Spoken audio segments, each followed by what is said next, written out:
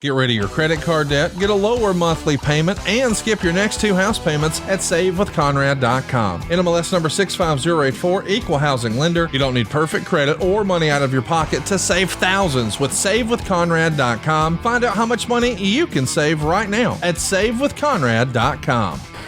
Hello, wrestling friends. I'm Matt Coon, which means you're listening to Wrestling Friends with me, Matt Coon. And today we have a very special guest. Of course, last week we had Nick Houseman. Nick did a great job on the show, and a few of you may be wondering why it wasn't on YouTube. And there's a couple reasons. It is on there now, but mainly the thing I talked about at the end of the show, my medical situation and the mental health talk, I just didn't want it on YouTube. So I just kind of let the show sit for a while. If you want to hear that, go ahead and listen to it on the podcast. Of course, all your podcast platforms. But I really appreciate all the feedback from everybody about what we talked about on last week's show. And about, if you need help, get help. And nobody's immune to that quote unquote, don't be a bitch mentality. And me more than anybody, as was apparent. Of course, Nick did a great job last week. Nick Houseman from House of Wrestling did an amazing job talking about all the topics of the day. But you know how we do here. We got new guests every week. And this week, our guest is you. That's right, you. Because I put a question out on Twitter that said, hey, wrestling friends, what do you want to ask me? So I got a slew of questions about all kinds of stuff. Might even drop a little story here and there. It should be a fun show. But before we get to that, I do want to talk about an opinion that I have that got some negative feedback and some positive feedback and mostly some And that was me saying, and I will say it again for the people on the show, that I believe that this time next year, as we record, it's June 14th, 2023. This time next year, I believe the Young Bucks will be in the WWE. Now, people are like, hey, it's All Elite Wrestling. How can they lose the Elite, right? Or, Fightful, which is probably the most reliable wrestling journalist organization out there, including Sean Ross Sapp, said that, All Elite Wrestling feels good about their chances to sign the Young Bucks. And I don't. And I'm going to tell you why right now, and maybe you can agree with me or disagree with me, but it certainly is a nice little headline to put on the YouTube and the podcast, but I do believe it, and here's why. Because, the Bucks, number one, did not grow up dreaming of doing anything but being in WWE, I would probably guess, right? They watched the Hardys, they grew up in California. In the back of their heads, it's got to be there. Kenny Omega's different. He's been there. Cody Rhodes was a little different. He'd been there. But the Bucks have never been there. And I believe in the back of their heads, that's something that they always kind of want to pursue, which is why they entertained some offers a couple years ago and got some pretty good offers, but decided to go with the company that they helped start. Now, of course, we all know about the CM Punk situation. Now, my feeling is there is bad blood in that situation, and it's pretty well known that the Bucks, or at least one, but probably both of the Bucks, refuse to work the same show as CM Punk does. So that's what Collision is, right? Collision is a show where the Bucks won't work with Punk. And, at the same time, Punk probably has some, resentments against the Bucks, and probably Tony Khan for not being able to smooth out the situation, having to make a whole brand split based on what two people will do will lead to some resentments. But let's say all that stuff works out, right? They're like, all right, we'll agree to disagree. We will do this thing. It just can't work. It just can't work. Not without the resentments building. I don't see it. I don't see you putting a Band-Aid over the situation and it going away. Do I want it to go away? Absolutely. I would love it if the Bucks and CM Punk could work together. I'm allowed to say that. Apparently Dax Harwood's not allowed to say it, but I'm allowed to say it because, I don't work for anybody really, so I would love for them to work together. And according to reports, some people believe Omega would be willing to work with Punk, and some people believe that, Punk would be willing to work with the Bucks even. But the Bucks are not willing to work with Punk. Now, that's just based off of reporting, based off things I've heard in journalism, areas, and also pretty much reinforce behind the scenes that that's what's going on. But they have a detente, hey, we're working for the same company, but we're just not going to be in the same show at the same time. Maybe a pay-per-view, but not anywhere near each other. Not going to work together, ever. It just can't work. There's no way. It's going to build to something. We know that CM Punk has a habit of saying what he feels when he's angry. And it might annoy him even more. I mean, think about what annoyed him to make the comments he made at the Scrum. This might even annoy him anymore. At the same time, if you're a Young Bucks person or on the Young Bucks side, you might be thinking, hey, we started this company. This thing happened. We feel we weren't to blame. Get rid of the guy. Oh, you're not getting rid of the guy? Well, you don't value us. These kind of resentments, in my experience, they don't go away. They grow.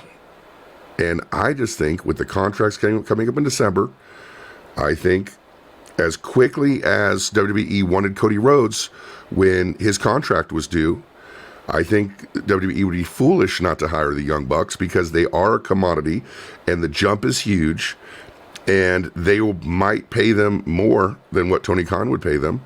And, of course, at the same time, you see the Bucks, see what Cody's done over there, and see how WWE, when they really get behind somebody, can really work.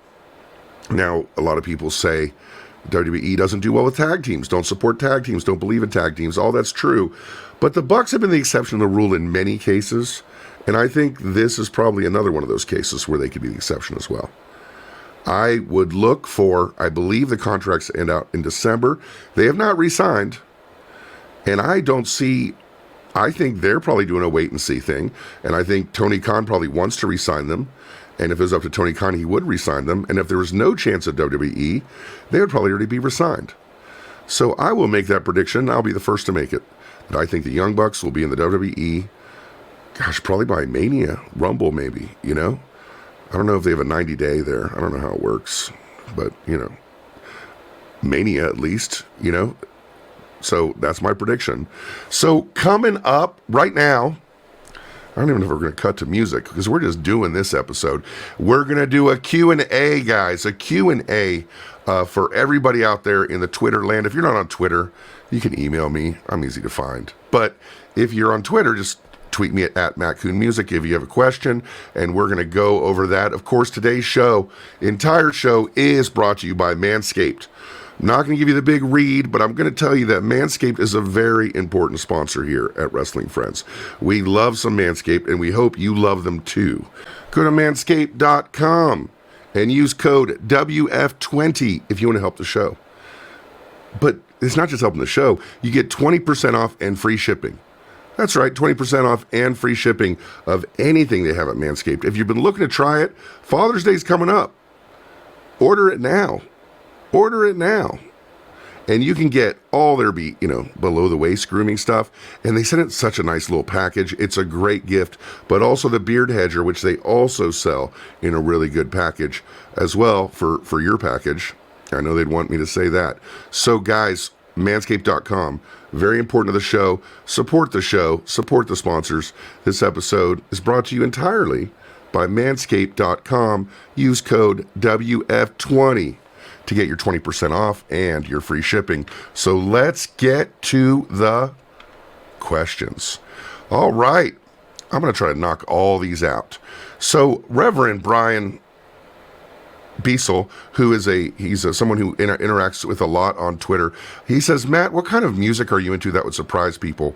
Now, some of you who just know me as a podcast host don't know maybe that I teach music for a living or played music for decades, or that I've had music, wrestling themes that are out there now, including Deonna Purrazzo's, or if you listen to Tony Schiavone's podcast, that's me singing, and I wrote the theme song and the Arn Show and first FTR theme that everybody hates. Music is pretty much my life. I guess the kind of music that I'm into that would surprise people maybe is like 50s music. I love some Buddy Holly. And I do have a pretty wide variety of music that I like, but I am a little bit of a snob. I think good music is good music, and it's well thought out, and it's inspiring, and it's emotional, and I just get to make up my own rules as to what I think is and what I think isn't. So I would say that maybe 50s music. Frank Mandolini on Twitter asks, are you familiar at all with any Italian musician band, past or present? Anyone you recommend? I'm really not. I wish I was. And if you could hit me up to that, I would prefer that. Darren asked, what are the chances we bring it back to a Wednesday? The show is on Thursdays now. I like it on Thursdays. There's more downloads, quite frankly, if I do it on Wednesdays. But I like Thursdays because, Dynamite's on Wednesday night. It's not like I need to cover Dynamite, but if there's any news at all, it seems old if I do it Wednesday morning. And I'm like, and what's happening on Dynamite, My buddy, he is a wrestler, and his name is the Violent Gentleman Miles Blackwell. He's very funny. Every day he challenges Bob Vance from Vance Refrigeration, a character from The Office, to a fight. I don't know what that means. He asks if he finally gets Bob Vance to fight, will I do an episode showing the match? Absolutely, but I think you might be insane. California at California WZWA asks, thoughts on Rhea getting a copy of Seth's belt and not an original one for her to call her own. Of course, the WWE has, been handing out these new belts, and the logo on a couple of them is a little bit smaller, and the women's belt looks a lot like Seth's belt. They're not good. Like, I know it's supposed to be like, hey, let's take the big gold. I mean, I got to tell you, I guess now it's out, that Conrad Thompson owns the big gold. And, it was a thing that a few of us knew and a few of us saw. I remember the first time I got to kind of hold it. And, I'm not like really that guy, but I definitely was for that belt. Big gold is a special belt. And they tried to kind of merge it, I think, conceptually, big gold, with the big gaudy WWE belts that we've seen in recent years. And I think it's a miss. Not a fan of that. Also, I think the women's belts should have their own identity, probably, to show that they're just, as important. Larry Love, are you into hip hop at all, and do you enjoy it? And if you do enjoy it, tell us some of your favorite artists. Well, first of all, I do. And second of all, I'm, set in my ways a little bit, right? So, NWA is probably my number one hip hop choice. In some music, it moves me, and other music, I'm in awe of its creation. And in NWA's music, it's both. I remember, okay, so now I'm going to date myself a little bit. So I lived in a place for about a year and a half called Leroy's Boys Home in Laverne, California, which is known now as Leroy Haynes Home for Boys and Girls. And I lived there with 71 other kids. There were 6 cottages of 12 kids. And, excuse me. And every kid there except me and my friend Jeremy were LA County probation kids. You're either social service, which I was, or you're probation, which is where you're arrested, but you still don't have a home. So you have a probation officer instead of a social worker, that kind of thing. So me and my friend Jeremy, though, were not only not from LA, we're from Orange County, but we were just bad kids, and this was kind of a place back then for the bad kids. So me and my friend Jeremy and about 70 kids from, Los Angeles were in this group home. So I remember when the song Boys in the Hood came out, and these kids were legit, gangbangers. They were legit Crips and, Bloods and Crenshaw Crips and it was for real. And when the song came out, I remember how it resonated with those kids. And I was kind of a metalhead at the time. So, I wasn't that receptive to it. But then looking back and listening back, a couple years later and now, it's still something I play often. Love The Chronic, love Dr. Dre. Matthew, my kid, is really into more contemporary rap, hip hop. I don't get it really. It's just one of those things. I hear that hi-hat going, I don't get it. Conrad loves that stuff too. I don't really understand it, but I do love some old hip hop. I like Run DMC a lot. I'm old. I'm sorry. And Dr. Dre, Chronic, NWA, that kind of stuff. What Barry Glover asks, what started your love of wrestling? What pivotal moment changed you from fan to fan? Man, I don't even know. I think the minute I really watched it for real, I was kind of hooked. I'd say, again, I'm going to date myself, but I was very young. But I'd seen wrestling a couple times, but I just seen Rocky 3, and the episode of WWF when Bob Backlund was wrestling a Samoan, and they were teaming up on him, and he went to the back to get some help. And Hulk Hogan comes out. I knew him as Thunder Lips. I'm like, oh, Thunder Lips, oh my God, because from Rocky 3. And I was kind of hooked from that moment on. Of course, shortly thereafter, I think Hogan wins the title.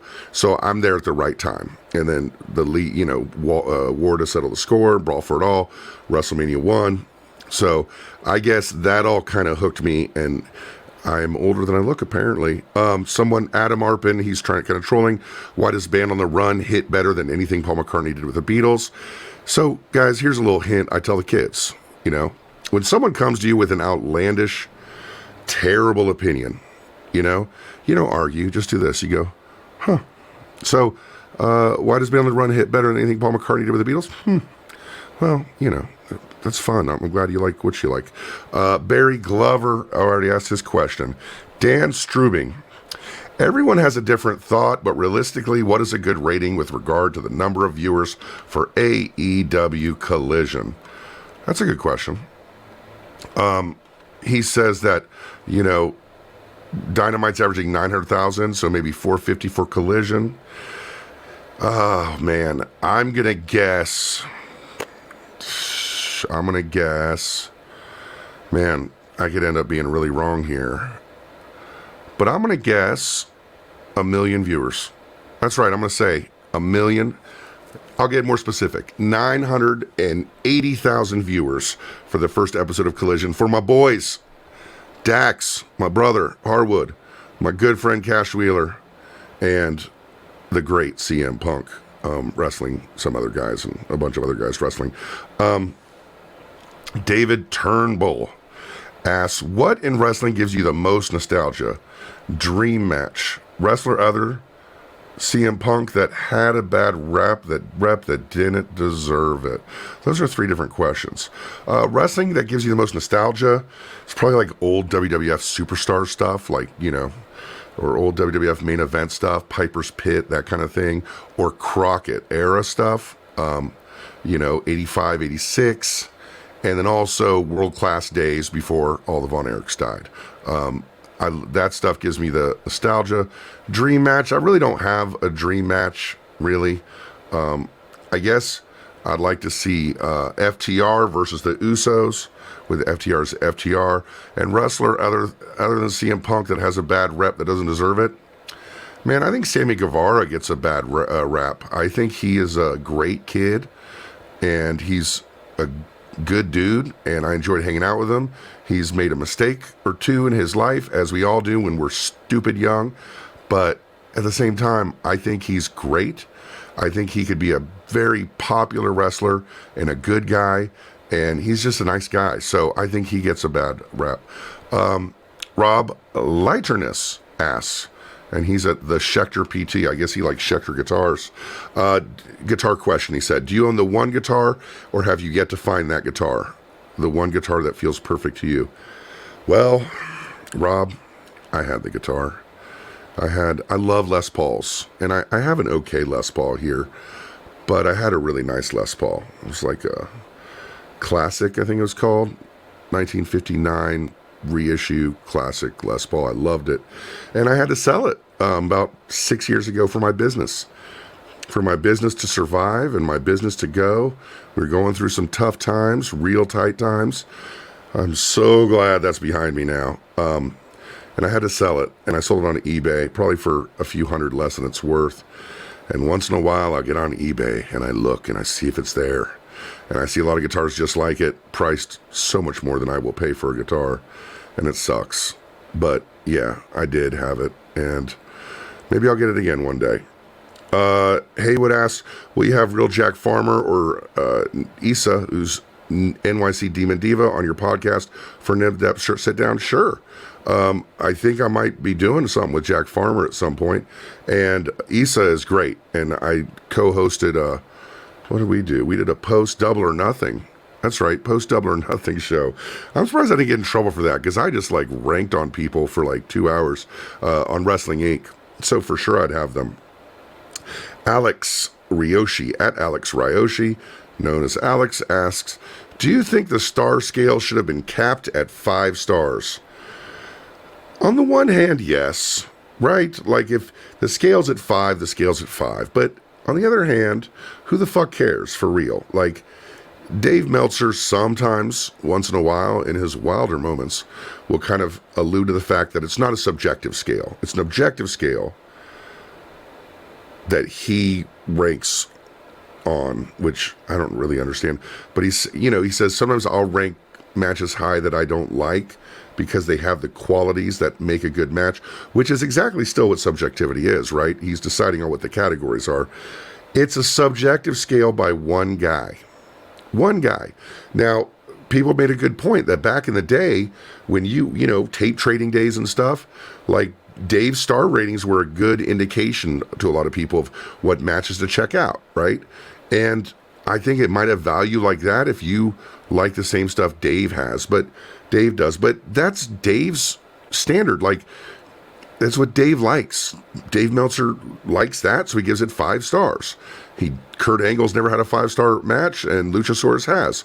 That is Dave Meltzer. That he's entitled to it. It's his opinion, and no one should get bent out of shape. Just ignore him. Ignore the ratings. Like, make up your own ratings.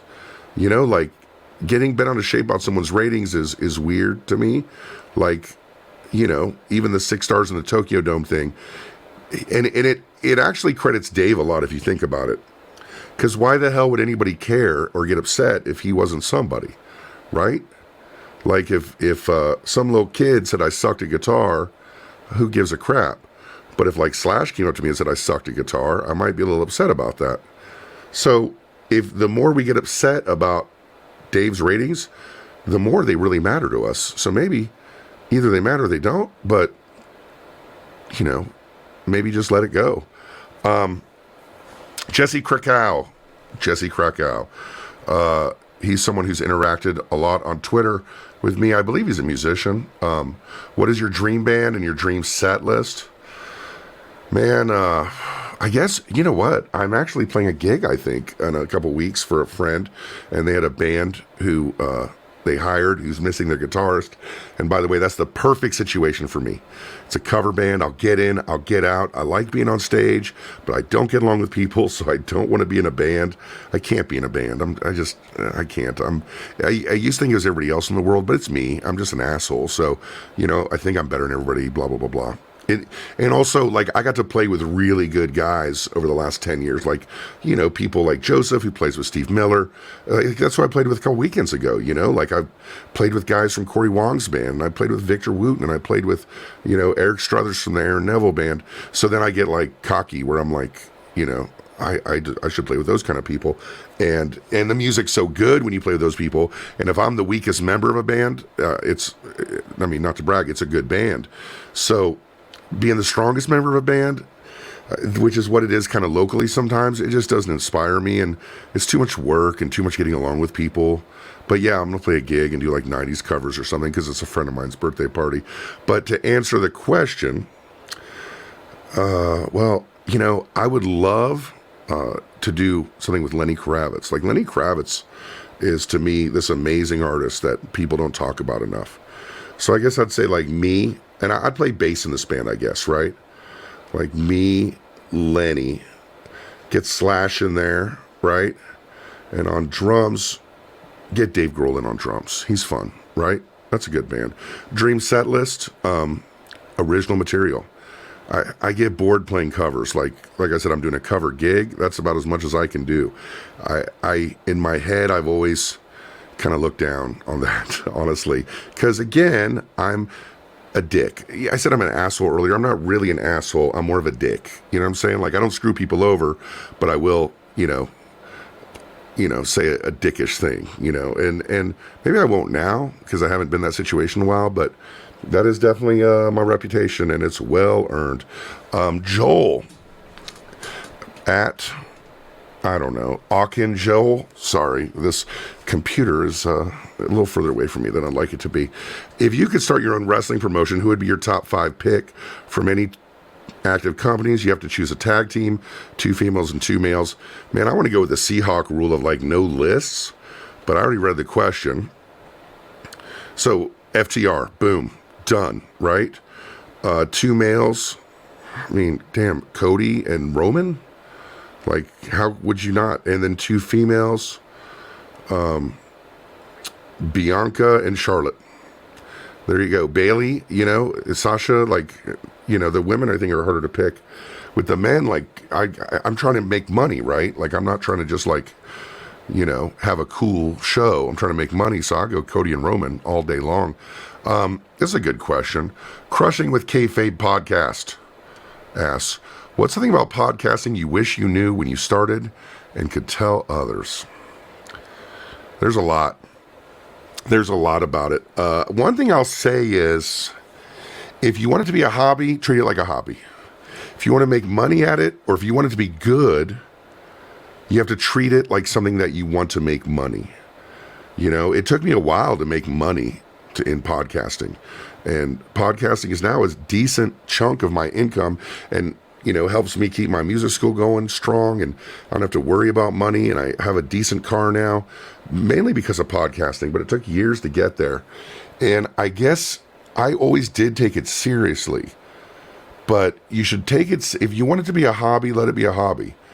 But if you want to make it successful, you have to get in the mindset that you treat it like a business, I guess. Like, do what you love and the money will follow for sure, right? But you got to work. And one thing, not now for sure, but one thing that set me apart from a lot of people back in the day is that, this is my music school too, is that I just worked more. I worked harder. I'd work through the night. I'd work 2 or 3 days straight, just to get my name out there. Tony Schiavone's 1-year anniversary show on What Happened When, I produced it, and they weren't paying me anything, like nothing. And I took such pride in that. I spent probably, 30 hours just doing that. But the thing is that you get paid in other ways, right? I get paid in experience. I got paid in learning new skills, and I got paid in, contacts and things like that. I will say, you have to stay the course if you're podcasting. Things don't happen right away. A lot of these, man, I got to tell you, I knew a lot about podcasting when I started. And how? You ask, because I'm a genius? No. Because I had a friend, Conrad Thompson, who was very generous with his knowledge. Like, almost never was it, you idiot, here's what you do. It was, he just liked sharing that information, and he shared it with a lot of people. Like, if you listen to Ask Conrad on ad-free shows, I'm sure he's answering all those questions and saying those things. But I took the advice. I listened, and a few of those things are, like I said earlier, work really hard, treat it like a business. Those are, that's a Conrad thing. And also,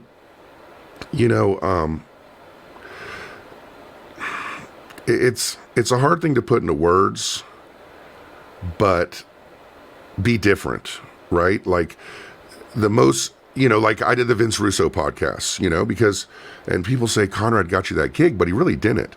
Conrad gave Terry Runnels my phone number. That's how I got involved in podcasting. Terry Runnels. Not sure he wanted to do a podcast with Terry Runnels. She called me, and I was raring to go. I'm like, all right, I want to do a podcast. Terry Runnels, she's famous. I'm in. And I like Terry a lot. Didn't work out. But Medusa heard me on Terry and hired me from that. And then Robbie E. was a guest host on Terry, and he called me out of the blue and pitched me the show Why It Ended. And I'm like, man, this is great. We get guests on who had short runs, and we say why it ended.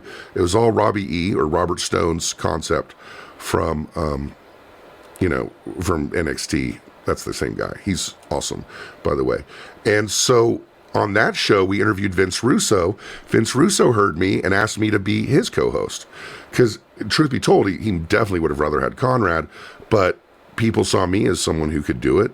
I know how to make money with podcasts, and I know how to have a successful podcast, and I know how to produce, and I can even make music if you want me to. So I'm not saying I'm great at it, but I do have a bunch of the skills that I've learned over the years. So with the Vince thing, we basically took what I call the Conrad format. If you think about the history of podcasting, wrestling podcasting, every show before Conrad shows were short, hour-long, and they had guests, right? But Conrad's like, no, instead of guests, we'll have one guy who knows a lot about everything. We'll get into a small subject, and we'll talk about it a lot for hours. And that's the Conrad format. Like, that's what you see, probably 40 podcasts like that now, including the Dax Harwood podcast, right? Including the William Regal podcast and podcasts I've done. But, with Russo, it just wasn't that different. It wasn't different enough. At the same time, like Why It Ended with Robbie E. did more downloads than the Vince Russo podcasts. Why? Because it was different. So finding something different, that's why I came up with Wrestling Friends. I was offered podcasts after Dax with guys who are doing podcasts now.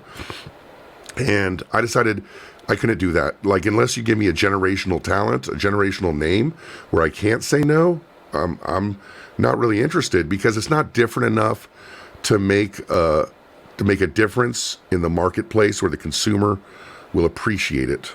I'm not really a businessman, but that's kind of how I put it. So there's a bunch of podcast stuff. And like I said, you want to treat it like a business. And one of the things that we do to treat it like a business, we have sponsors. So this is going to be a long commercial or anything, but go to manscaped.com and use WF20 as your code. Please order some stuff from Manscaped. We want to keep them as a sponsor, and they're really important to Wrestling Friends and really important to me, and I use all their stuff. It's great. The Beard Hedger, everything else I'm not going to talk about because I'm a little bit of a prude, quite honestly. But Manscaped.com. Code WF20. So that's a lot of stuff about podcasting. It is what it is, who's someone we interact with a lot on Twitter, asks, if AEW continues to lose viewers and not sell tickets to Dynamite, Collision, and house shows, should Tony hire people with experience to book? This is something we see a lot. I think that is such a simplistic, easy go-to that a lot of jealous people out there who think they can book say, not saying about you, it is what it is, but it's just real knee-jerk, right? It's like, get a booker of the year, blah, blah, blah, blah, blah, right? It's not that at all. I think some infrastructure to support in a lot of different ways, from, maybe some booking help as far as just logistics and you got 3 shows now. And then also some talent relations stuff, because communication probably could be improved as well. I think they need that whether or not the tickets go down for Dynamite, whether or not Collision and house shows. I think Dynamite, Collision, and house shows are more about booking buildings maybe than booking wrestling. So, like the Collision stuff, the way that it's been booked, where you have shows immediately after Dynamite's in the same town, where, there's no Collision TV on. That's a hard sell, even with CM Punk. It's like a CM Punk tour, and if you look at it like that, it's actually selling not too bad. My good friend, Fightful's #1 slut, Pat Main, asks, if you could make a dream 5-on-5 match with the rosters, Dynamite and Collision, who would it be? Okay, so like Elite, right? Those 4 fellas. And let's say John Moxley against CMFTR and Miro and Andrade. Boom, done. Of course, we are here today on Wrestling Friends, answering your questions on Twitter. And I'd like to thank you all for participating in that and listening to the show. Really appreciate you. If you want to support the show, go to manscaped.com. Use code WF20. So here's a question. It's going to get an answer that you're going to be a little bit surprised at. Q Hicks on Twitter asks, who would win in a fight, Conrad or Silva? Well, Conrad. Conrad's much bigger. has more of an athletic background, is in a little better shape, but I will say that Dave Silva, who is somebody who I worked with and who works on the ad-free show stuff, is not a friend of mine. So, he's someone we worked with together. He's someone that I will say is not a friend of mine at all. And that's the answer to that one. Sorry about that one, guys. We were friends. I would cheer for Conrad and bet serious money on him for sure. Adam Malone at Atom Alone on Twitter said, do you think social media hurts AEW in any kind measurable aspect that matters to the pecuniary gain of the company, which means like, money, right? So yes and no, I guess. I don't think AEW has found that sweet spot of where social media starts and TV promotion and outside social media begins and ends. Like, I think sometimes they rely too much on social media. I don't think it hurts them, if that's the question. I don't think, Tony Khan tweeting or whatever hurts them, because so few people are on Twitter, and that's where a lot of the social media stuff comes from, is from Twitter. It's like 7% of people who watch All Elite Wrestling are on Twitter, and about 2% of all people who watch it are on there regularly. So it's not really a factor. WWE really relies a lot on their social media numbers. It's not something that, I think, things like announcing matches on social media instead of figuring out other ways to do it may be hurtful, actually. That might not be the way you're looking to answer the question, but it's like we talked about with Nick last week. Like, we have this CMFTR match, we make an announcement for it, an angle that creates it. Like, just imagine, FTR is facing the Bullet Club on Dynamite. Samoa Joe comes out and helps beat down FTR, and FTR grabs the mic and said, we're going to challenge you to a 6-man match, us against you guys. Well, I only see 2 guys out there, right? Yes, our third is CM Punk. We'll see you in Chicago. Mic drop. That would have made a lot more buzz than just announcing it, in my opinion. Tom Talks Rubbish. Let me tell you about Tom. Tom interviewed me. He's got a show. He's at Tom Talks Rubbish. He's a young man who happens to be in a wheelchair, who does a good show interviewing people, and he puts out a lot of cool videos of him boxing. If you want to do me a favor, go over to Tom Talks Rubbish YouTube. He sets very reasonable goals for himself. Like, he's always like, I have 720 subscribers. My goal is 730 by September. Like, he's real reasonable about it. Super nice guy. Go to his YouTube and subscribe to it if you get a chance. Who is up and coming in wrestling media that you think deserves more of a showcase? Well, Tom, I think you do a great job.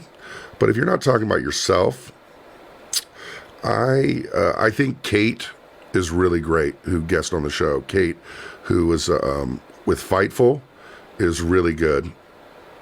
And really all the people with Fightful are really good. There is, I think there might be more people than jobs at this point. I think my man, I don't know how to pronounce your name, Ibu, with Wrestle Purist does a good job. The old backup Hangman account. And those are the ones that pop off in my head right away. Jeremy with Fightful is also awesome as well. Mark Byrne asks, who will be the first to kick out of the one-winged angel? It's a good question. The most protected move in all of wrestling. It's never been kicked out of. I'm going to say, wouldn't it be something if it was Will Ospreay at Forbidden Door? Let me just call my shot right there. Will Ospreay is going to kick out of the one-winged angel on Forbidden Door. This Forbidden Door coming up 2023. Mark it down. It is what it is. He already asked a question, but I'll answer it anyway. Do you think MJF is regressing? No, I don't. I think he's getting better. I think MJF is getting better. I think his presentation by AEW might need some tweaking, as we saw on Dynamite tonight, where he had the old 30-minute draw with Adam Cole. Adam Cole asked for 5 more minutes, and MJF's like, nope, and walked out. More stuff like that. It's as simple as this. MJF should do stuff the fans don't like, and he should stop doing stuff that they like, right? Like, I know it seems simple, but he's, as they say, over to a degree on AEW wrestling. Like, he does stuff to be a bad guy, but a lot of the reaction he gets is like, oh man, look at him, he's so cool, look how good he is at this, right? That's not what you want. And I know people are going to disagree with this, so I'm not even going to put it out there except on the show, but like, maybe don't have so many great matches and talk about great matches. Like, I'm not sure that has any bearing on your character at all, right? Great matches. Talk about how you won. Don't talk about how great a match it was. Let other people say that. Say you dominated people. I dominated CM Punk in the dog collar match. I dominated in the 4-way match. I dominated in the Iron Man match. Talk about that. Say it like that, and let the announcers and the other people say, well, you didn't really dominate it, but it was a great match. I also think one aspect of his character I would like to see is someone who really deep down wants the crowd to cheer for him and hates that they don't, and hates the crowd for not recognizing how good he is.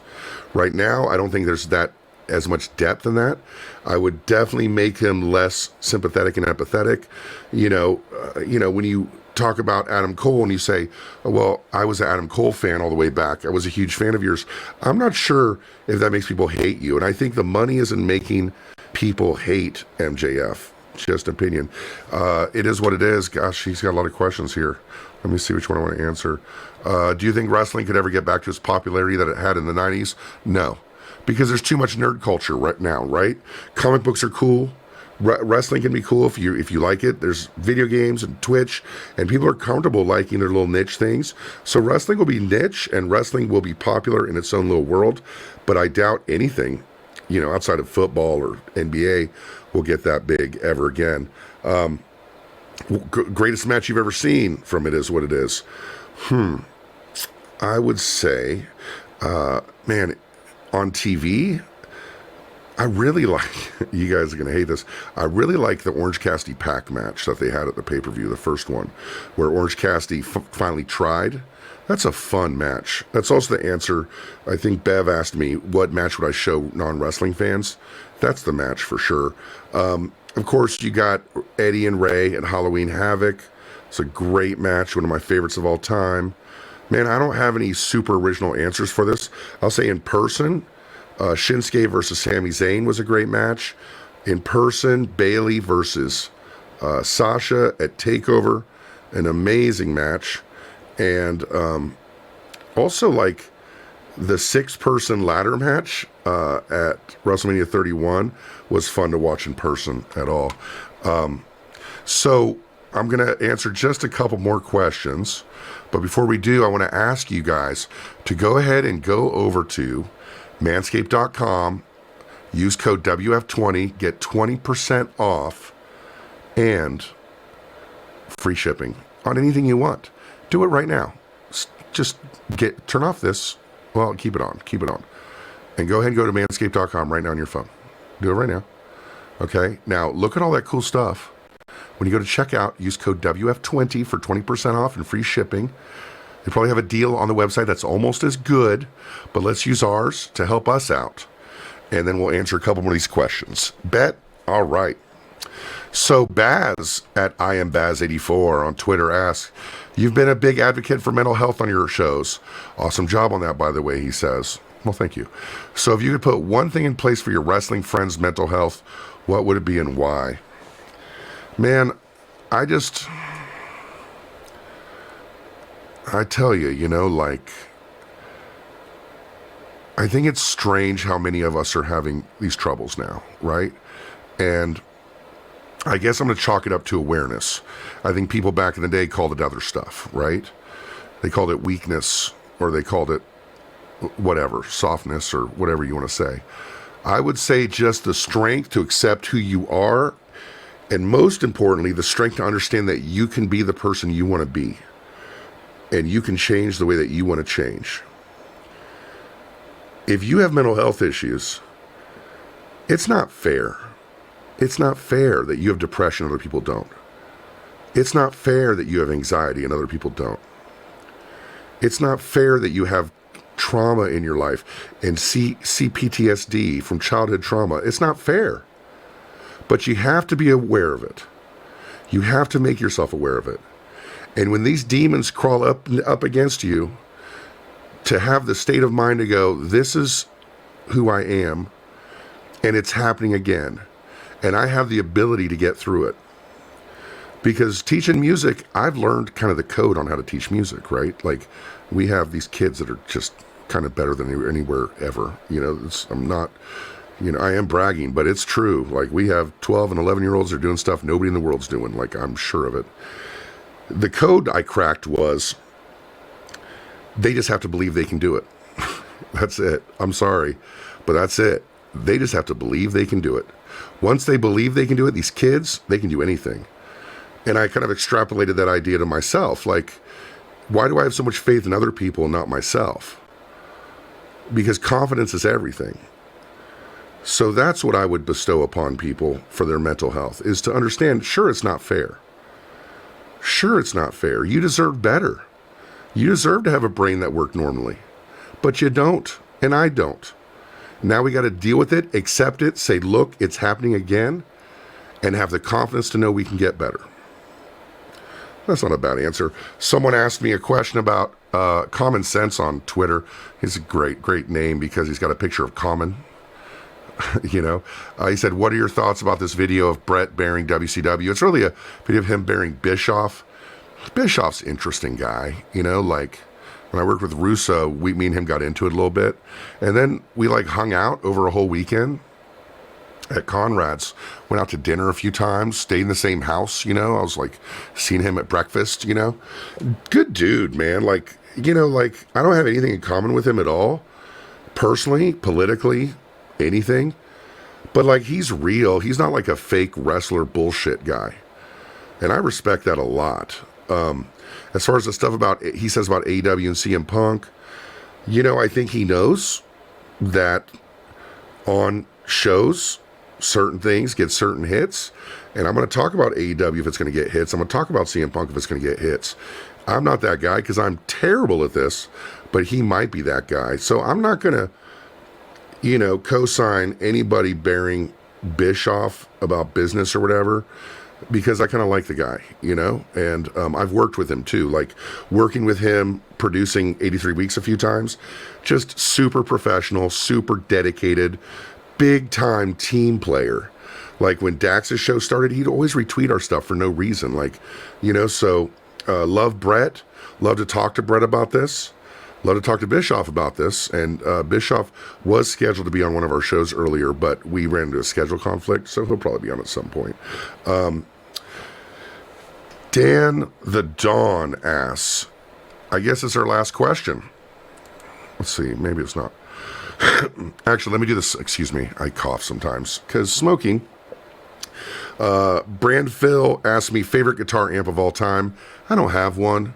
Not an equipment guy. Generally speaking, if you have someone who's like obsessed with equipment or obsessed with music theory, they generally can't play. Like, they're generally not very good. I do know a lot about music theory because I teach it. And by the way, it's not music theory. I call it music fact. It's not music theory. There's 5 sharps in the key of B. That's not a theory. That's a fact. The 4th chord in the key of C major is F major 7. That's not I'll go on. Anyway, blah, blah, blah. So anyway, I don't have a favorite guitar amp. I have a Marshall that I like, that I use, DSP 40 or something like that. It's a tube amp. It's cool, does the work. Final question on this week's special episode of Wrestling Friends, where you are you're the guest. Oh, there's another question here. God, I suck at this. Walter James asks, real quick, I want to say this other one. Actually, let me do this one first. Man, I'm not going to edit this. I suck. Sorry. Thanks for listening, everybody. Appreciate y'all. Please listen next week as well. Tell all your friends about us as I answer the last 2 questions finally. Not finally, I'm sick of it, but finally I suck at this job sometimes. Dan the Dawn asks, do you think CM Punk is concerned about the Collision ticket sales? The show's being built around him, and if Collision's not a hit, then Punk looks bad. I believe that's the way people are making it look, but that's not the truth. If you just look at the AEW dates. Look at the AEW dates and look at the cities they're in, and look where Collision is at, and look why they're not selling. It's mostly the buildings that were booked and the fact that they're in Canada, which doesn't have any Collision TV. And, you have small markets like Regina, and I'm very uncomfortable. I hear like Tony Khan and like Dave Meltzer say Regina, and I'm offended by the way they pronounce it, quite honestly. So I'm going to call it Regina, and I'm going to call it Hamilton, Ontario. God, who knew I would even have opinions on these towns?